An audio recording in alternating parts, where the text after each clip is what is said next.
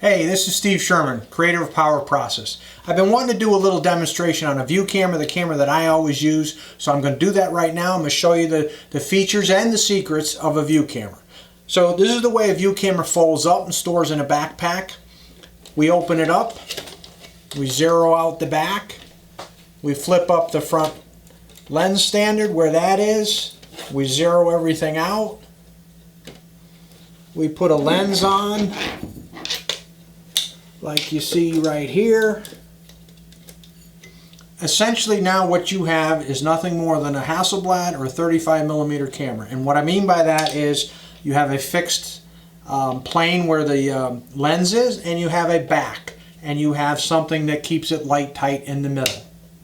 That's nothing more than any box camera has always been since the day photography is invented.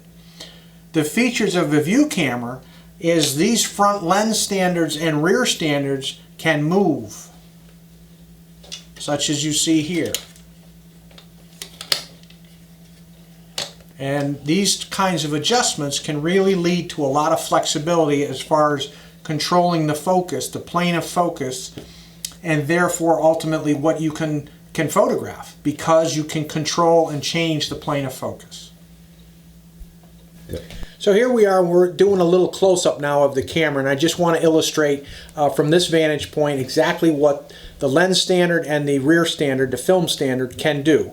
So you can see as I move this forward, see how the lens tips, and the lens will go this way as well.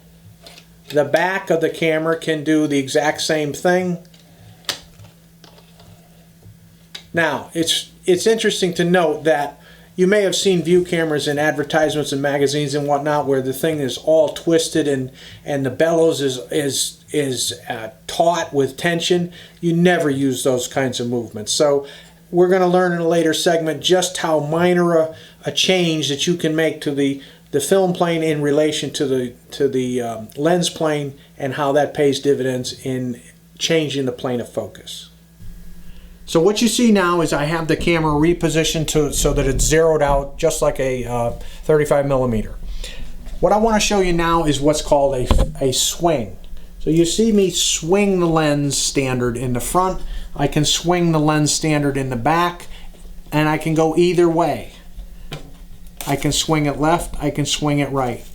And as we go farther into this explanation, I'm going to show you why it's much better to use movements in the back than it is in the front.